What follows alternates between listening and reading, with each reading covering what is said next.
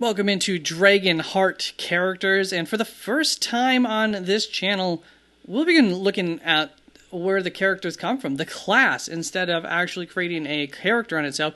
But this did come from an exercise that I was doing in creating a character using the Grace and the Blade domains, and I felt like there was so much great synergy going on between the two that I really wanted to explore this character more thoroughly, and I didn't want to just simply go with, well, I will pick one of the class features from, the Bard or the Rogue for the Grace domain, or one of the class features from Warrior or whichever other class ends up using the Blade domain. So it inspired me to create this character. If you are scooting ahead and reading this, it's pretty bad, so just wait for me to go through it, because, just recognize that this is quite straightforward, not creative writing. I went through a lot of this fairly quickly in terms of creating a whole class, but also that's kind of a really nice part about this whole system is I do think it's a lot easier to create a class than, for instance, for like D&D 5e,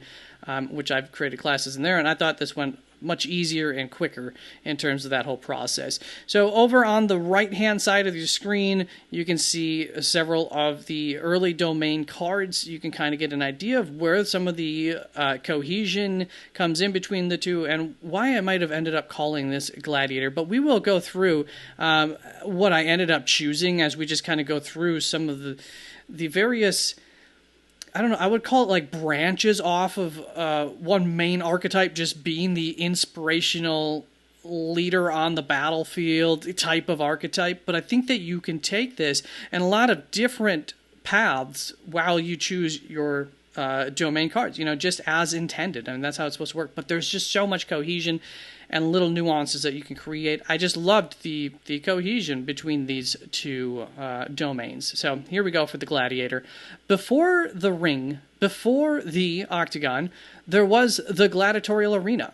These were the entertainers of their time. Some were slaves, and others were free men who wanted the fame and even fortune that gladiators could rake in. An entertaining and successful gladiator could make quite the living off of sponsorship deals. For a slave, this was the ticket to their freedom. Once again, this isn't really meant for publishing in terms of this write-up. It's just so that way I remember what the heck to tell you. The combination of arrogance and or showmanship along with the fighting prowess can make for a very dangerous and entertaining enemy, or of course, player to play, player character. Domains, Grace and Blade. Starting evasion is going to be 10. This was the lower of the two between the two main influences here were the Warrior and the Bard. So I think the Warrior starting evasion is 11, Bard's 10. So I took 10.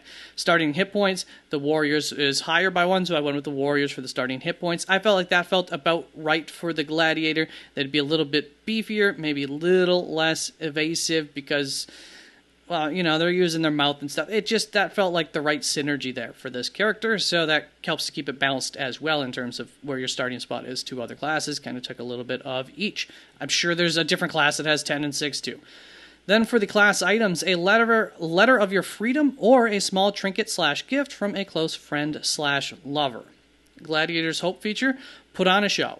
When you fail an attack roll with hope, you may spend 3 hope to temporarily place the target into a vulnerable condition.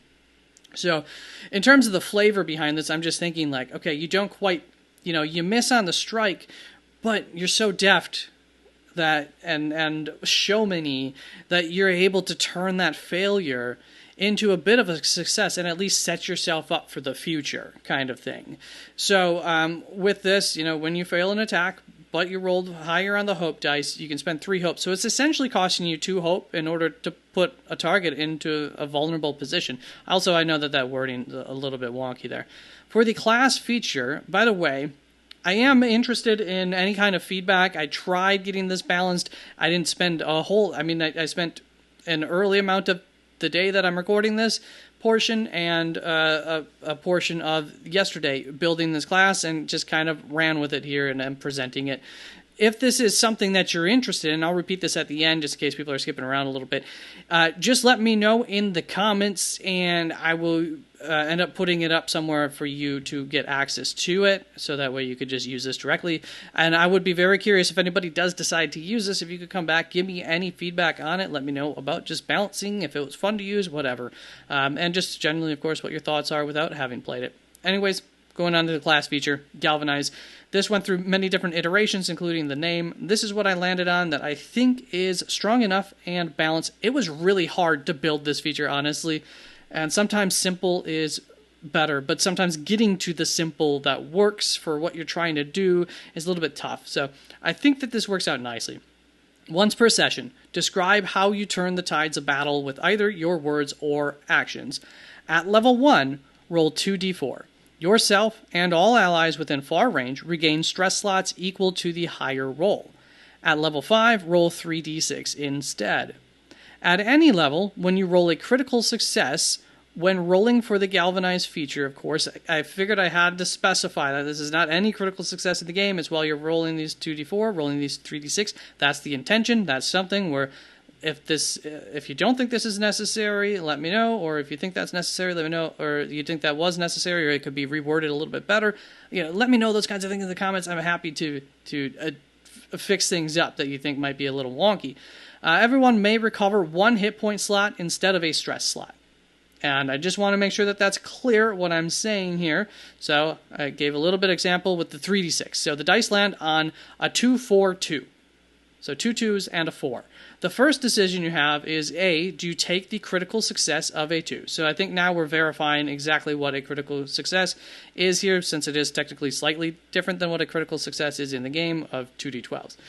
Or B, clear 4 stress slots, because you don't get the option then if you don't go with the critical success. Making some of these little nuances of the rulings here clear, I think, in the example, you didn't pick the critical success number, so you don't get the advantage of the critical success. If you decide to take the critical success, each player has 2 choices. So once again, just kind of making that clear.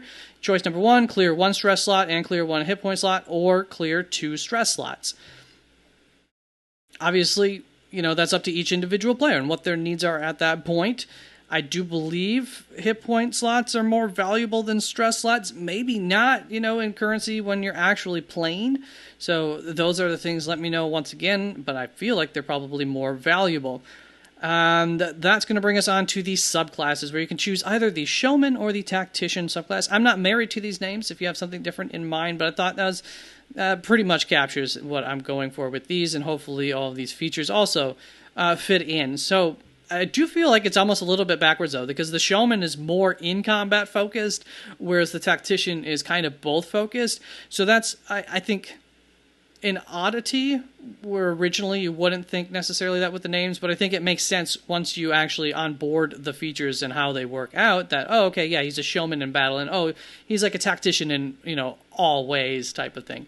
So let's see if you agree with that or not. So for the showman, play the showman if you want to make flashy moves mid-combat. So making that clear, this is more of a combat-focused subclass here. For the foundation feature, here is... this one also went through a couple of iterations, calling it Wow the Audience. So when you roll for your Galvanize feature, create a number of Wow the Audience dice equal to the number you rolled. Generate 1 additional Wow the Audience die after a rest, or each rest. Wow the Audience dice are D4s, and immediately after you Galvanize, once again, hopefully not over-clarifying, but making clear, Wow the Audience dice are D4s, and you roll these dice. While the audience dice can be used to add flourishes while in combat. Based on the result of each die, you can perform a different flourish if the die lands on a 1. When you would take damage, you may instead expend this die to increase your evasion score by +1 to turn a hit into a miss. I think that works mechanically because it is a very collaborative story, so you should know if if you can use this or not. That's the idea. Because, oftentimes it's going to be more than just one that somebody lands a hit on. But in the circumstances where it is, you can use it. Then, if the die lands on a 2, you can make a flourish on an attack roll and give yourself +2 to the attack roll to turn a miss into a hit. Because the bonuses for attack rolls are lower in this game, I feel like that's, pretty nice addition there. If you roll a 3, this is probably the best feature. At the last second, you distract a foe. When you take damage, you may expend this die to reduce the severity of the damage by 1 threshold, and the foe marks 1 stress. You may instead choose to use this feature on an ally within close range who has taken damage. If you do so, you must also mark 1 stress or 1 hope. And if you roll a 4, if the die lands on a 4, whichever amount of the die land on a 4, remember you're rolling multiple dice here, when you hit your target, you can make an extra flourish to deal additional damage. Expend this die to increase the damage roll by +4. Inherently, this is the same thing as this one. If you are close to a damage threshold, you can use this dice then to get over it. And if you're within 4, of course, of the damage threshold.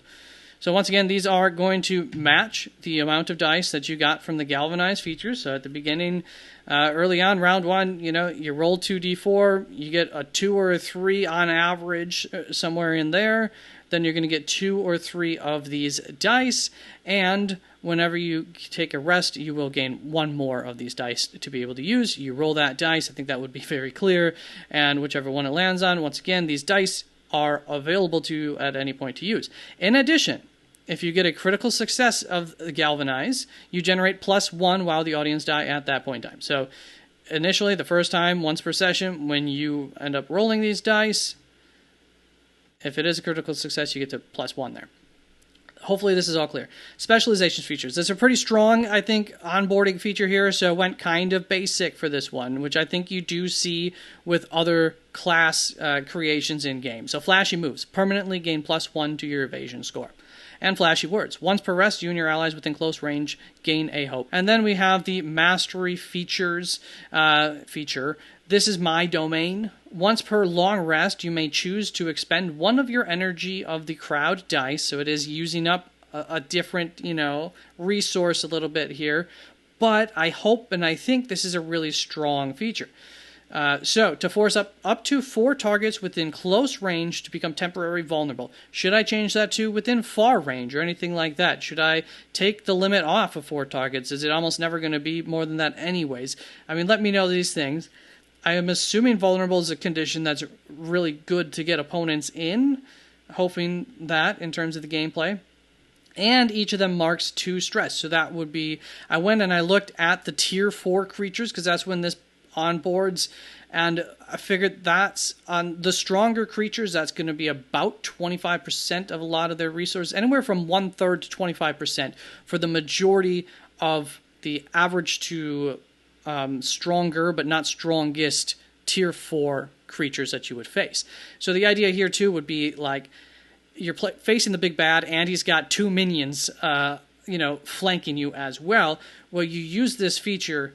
Those 2 stress, most likely for Dominions, those might just wipe out the Dominions. They're just done for, and you've eaten into the big bad. If it's like early on in the fight, you've eaten into the big bad's, ultimate resources here already early on, with a decent chunk. So hopefully this is worth it. Once again, if you've played or whatnot, let me know these types of things. That's going to bring us on to the next player subclass here in Tactician. Play the Tactician if you want to use tactics in and outside of combat. It's a little bit of a mix. So let's start off with the Foundation feature, and I think I did a last minute kind of, I don't know if it's an upgrade, but a last minute clarification / upgrade to this feature, just to make this a little bit stronger, because this class kind of works maybe a little bit opposite of with the strength and how quickly they onboard. We're starting off with, I think, less, more flavorful types of abilities here rather than combat focus. So past experience, add +1 to 2 experiences. And then you have quick study. So spend 1 stress to intuit surface level information about someone. The GM may ask for a roll to determine if you have a chance of getting more information, or you may spend 1 hope to request a roll. Of course, I would hope that this reads very, to anybody, if the GM allows you ask the GM, may I take a roll after this to intuit, further information about this. And then the GM says, sure, then you spend a hope. I would hope that it's pretty clear you're not spending a hope. And then that allows you to ask the GM, and then the GM can still say no. Now, they can say no or yes, and if they say yes, you spend a hope. In this instance, you mark a stress if you roll with fear. So there is some, some ways that this can go poorly. First of all, you're going to have to, either way, whether the GM asks for you to roll or you ask to roll, you're going to be rolling, so there's a chance you're going to be giving the GM fear. There's a chance you'll be getting false information from this, depending on exactly how the GM wants to play this, etc. And in this instance, when you roll with fear, you're it's a double bad. You're also marking a stress here. You tried to figure out more about this person, and it kind of cost you, and it stressed you out a little bit. So, for example, you meet someone new. You spend a stress to learn a rather simple fact or 3 about the individual. Kind of leave this open. If you learn what the community is that they came from, maybe you also learn that maybe it's just kind of intuitive. So like this character who's living on the streets, very clearly living on the streets, kind of is in some raggy clothing, but you're talking to them for some reason within the game, and there are little things about the character that are tipping you off to the fact that they were highborn. How they're holding themselves, it's not clear to just anybody, but because you are such a quick study of people, you very clearly can figure out, okay, this person was originally highborn. So now you figured out kind of 2 things from that, like, okay, they're from the highborn community, but now they're poor. The poor part was already clear from, but, okay, because something happened. Now something happened. Like, did they get excommunicated from the highborn community? Were they a gambler? What is it that happened? Some major life event must have happened for them to go from riches to rags. And then a couple more examples. You may have a hunch that this person is not who they say they are. Maybe they're using an illusion, and the GM kind of allows your use of this feat to say, something's uncanny about their face. What is it? Maybe the GM just leaves it there for you. And you may observe that there is a sadness behind their eyes. I use this one for the example. So maybe that's what sparks your curiosity. You ask the GM if you can spend a hope to try and discern more information. The GM may want to keep that a secret and say no. Or they may offer you the opportunity to find out that this character recently lost a close loved one and that you suspect it was an immediate family member. So maybe now that you delve deeper and you're looking a little bit closer at this person, you see a ring indent on their finger with no ring. And you put the 2 together. You're like, okay, there's this immense sadness, like they look like they're on the verge of crying right now in a situation where it just really wouldn't quite make sense. Maybe you're at a ball and this person's just the saddest darn person at the ball, and you quickly notice that even though they're trying to have a good time. And then you look down at their hand after spending this stress. Do I have to spend a stress? Spending a hope, getting this roll, or the GM just allows you to do it for free. And you notice that once again, like, okay, on their ring finger, there is a missing ring, but it was very recently removed. So they're in mourning, most likely due to somebody, well, since it's a ring, probably a wife or a husband in that scenario. So that's bring us on to the next feature. Is a specialization feature. Always prepared. I'm hoping that this is stronger than the simplicity of it is. Spend 1 hope to prevent yourself from gaining a temporary condition. So anytime that a temporary condition will be placed on you, no real limit to this outside of your using hope, but hope I think is pretty plentiful anyways. There you go. You can just avoid being put in bad spots. And then the mastery feature. So use environment. Once per session, this is the big feature. When you or an ally would make a death move, you can make a reaction roll of 13 to intervene by utilizing an element of your surrounding against the foe. I think use environment made that pretty clearly. And I went with a roll of 13 because I want this to succeed basically more than half of the time. And 13 is the average roll, so meets it, beats it. Over half of the time, you will succeed on this roll.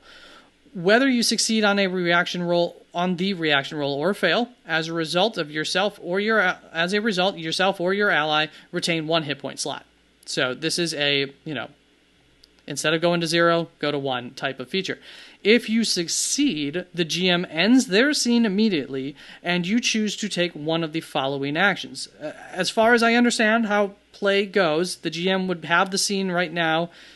They kill your character, or they just about kill somebody's character, but instead of that happening, the player's at 1 hit point slot. So now I think the scene would technically still be with the GM, but because of this feature, it actually ends, and now you're going to do something big with the environment. Are you just going to flip over a table or push over a wall that's been looking kind of shaky this whole time? Let's find out. So, take one of the following actions. Move the foe anywhere within far range. They are temporarily restrained, and all allies within far range can immediately move anywhere within far range.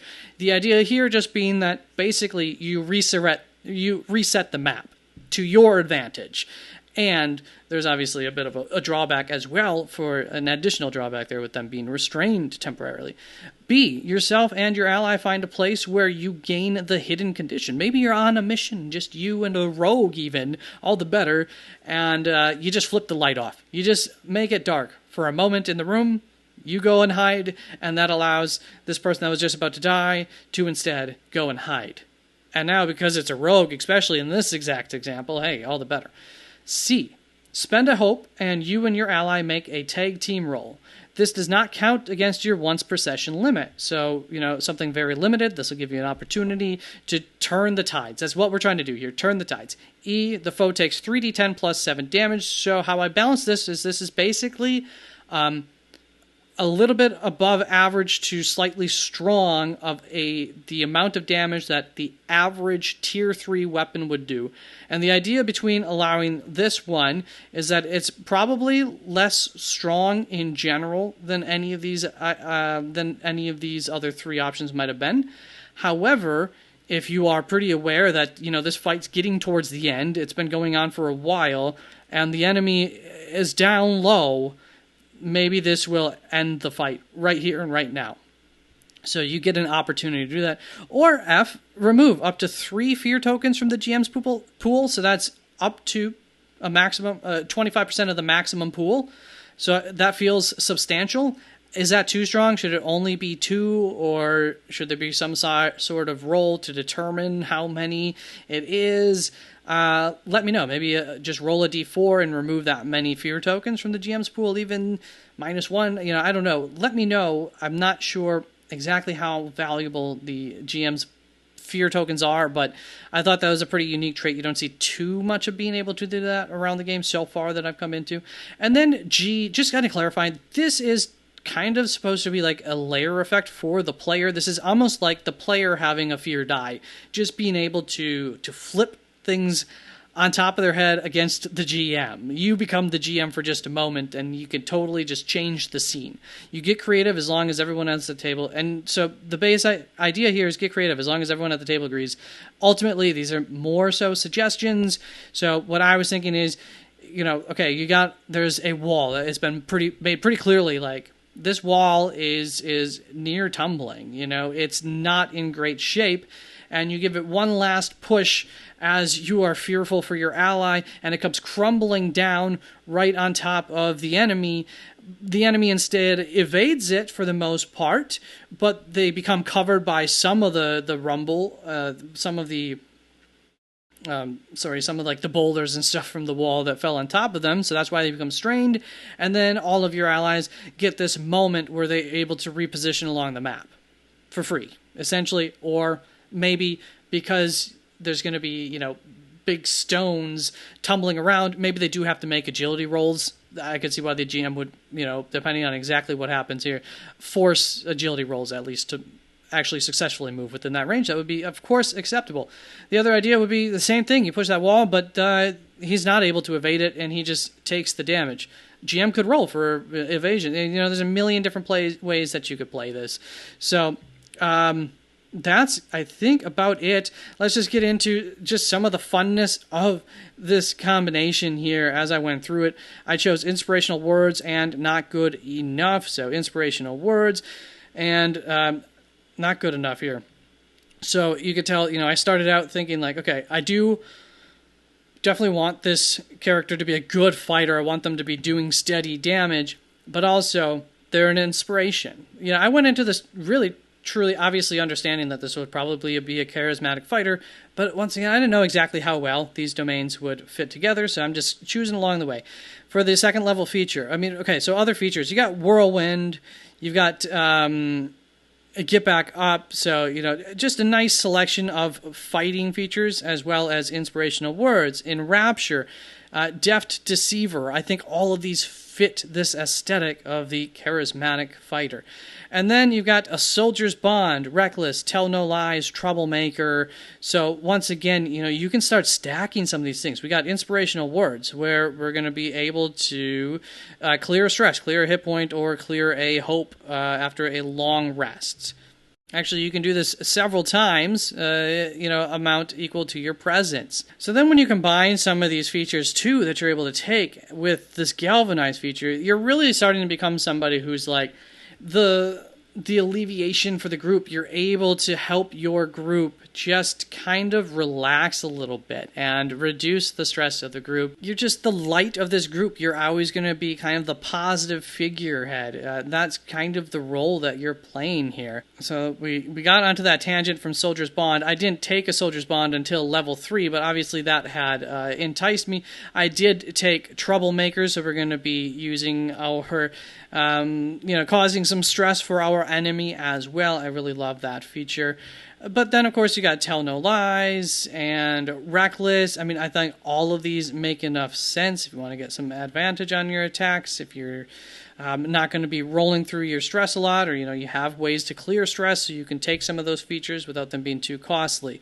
Then Hypnotic Shimmer, maybe you have some essences of a magic, invisibility, scramble, versatile fighter here at level 3. So that's where I went back down to 2 and I just took Soldier's Bond. But I think this really allows you, versatile fighter. I think the original reason that this is in the Blade domain is so you could create a character kind of like this without having to multi-class, without having to focus on your strength or your agility. You can focus on them being a knowledgeable fighter. You can focus on them being a charismatic fighter. You can focus on them being, like a tinkering type of guy who's also a good fighter. And you can focus on some of those other traits and ignore your strength or your agility be a little bit tough in the early going, but then at 3rd level, there you go. You're a whole new man or woman. So that works really well if you want to make presence your highest feature with this class. I think that would make plenty of sense. Then at 4th level, you've got Deadly Focus, another one of those where you can, I think I actually come back for that. Look at that. At 7th level, I decided to come all the way back down here for this 4th domain feature to kind of up my craziness. Also, one of the other things that I noticed when I was going through these is that plenty of once per rest options, so you're going to be cycling through these. So that's where I wanted to have some ability to reduce stress as well for this character. But you can make yourself more beefy if you want. I was definitely thinking about coming back for that at any point. But as you can see from early on here, I was really leaning into making this the good guy of the party, the light of the party, helping to mend others, reduce stress from others. And so here we go. I went with soothing speech. In terms of the soothing speech feature, I think this works really, really nicely, especially with like this Gladiator idea. It's the idea that you can go in during a short break and during a short rest, and you can recover, just like MMA fighters and stuff. You can recover from these grievous wounds much, much quicker than the average person, just because you know some of the tricks of the trade, and you can help some of your friends recover from theirs. And once again, you're good with your words, and you can just help to increase the morale, even to a point where that just increases kind of the life power of these people. And that's going to bring us on to the 5th level abilities. I picked Vitality, where you can just make yourself, get some more resources and get more sturdy. But Words of Discord would make so much sense for this class, and it's the great card. Just so much cohesion into making this, and Champion's Edge as well. Honestly, I probably would have chose this, but at the time of making my guy, where I took Vitality instead at level 5, I had been thinking that the chances of a critical success were much lower than they actually are. I got reminded that it's not such a low chance of that happening. So this would really, once again, more clearing of hit points, clearing of armor slots, just more vitality for yourself and or allies. Just for yourself. At 6th level, I chose Never Upstage, but once again, this just the flavor doesn't end between these two classes, so Never Upstage. When you mark 1 or more hit points for an attack, you can mark a stress to place a number of tokens equal to the number of hit points you marked on this card. On your next successful attack, gain a +5 bonus to your damage roll for each token on this card when clear all tokens. And just look at that art. This is the flavor of a gladiator. You get hit and you strike back even harder. Obviously, battle hardened just by the name. This makes so much sense, and it's another once per long rest. There were a lot of these types, and once again, between the two, like, you can really make a character that's really durable and regaining resources at a regular rate, and spending them hopefully enough as well. Words of Discord, another feature, just makes so much sense. Did we already go over that? We're up to the 6th level traits. Share the burden. You are the party's light, so you take on stress all the time, and you have great ways to clear stress as well. It just doesn't end.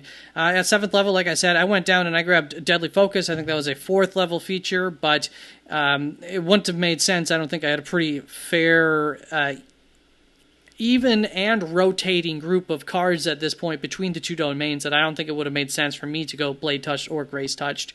And then Endless Charisma, Glancing Blow. I just thought there were some of those better 4th level cards, and like I said, went with Deadly Focus. And then for Tier 4, you got Astral Projection. So, once again, you want to give this guy a little bit of magic. You can, but Battle Cry obviously fits. That's what I went with. Once per long rest. Another one of those. While you're charging Entertainer, you can muster a rousing call, you inspire your allies. So you're giving speeches before the fight, then you're going into the fight, and you're rallying your troops again. I mean, you are just helping to keep everybody refreshed and ready to fight, including yourself. Frenzy, Mass, and Rapture. Once again, you are this charming character. You can hold a room. You can hold an entire coliseum. Of course, you can hold a room. And the Frenzy. You're just one of these fighters. Another one. Once per long rest. Lots of those. So I think we're getting enough stress-clearing abilities with this class, too, that makes this our ability to choose a lot of those options and really cycle through them and have some big moments really possible. And then for the 10th level features, I actually went and I used a 9th. I passed up the 9th level feature, but I chose Copycat, which is a feature where I figure this is like a quick learner type of guy, so I ended up just saying, hey, I'm going to steal somebody else's move, right? Like, as a fighter, learning more moves I can always help, and I took a big move here with the Reaper's Strike. Once per long rest, another one of those. Spend a hope to make an attack roll. The GM tells you which targets within range it would succeed against. Choose one of these targets and force them to mark 5 hit points. So, I just think a whole lot of flavor. So, you can once again go with maybe the more charismatic flavor. Notorious, doesn't that work for a gladiator fighter? Yeah, let me know what you think of this class, and look for other character builds, etc. Peace out. Oh, and don't forget, guys, if you like this, please leave a comment, let YouTube know that you like it. Share it with anybody else that you know, please. Let's find out if this channel is worth keeping around or not, and that's up to you.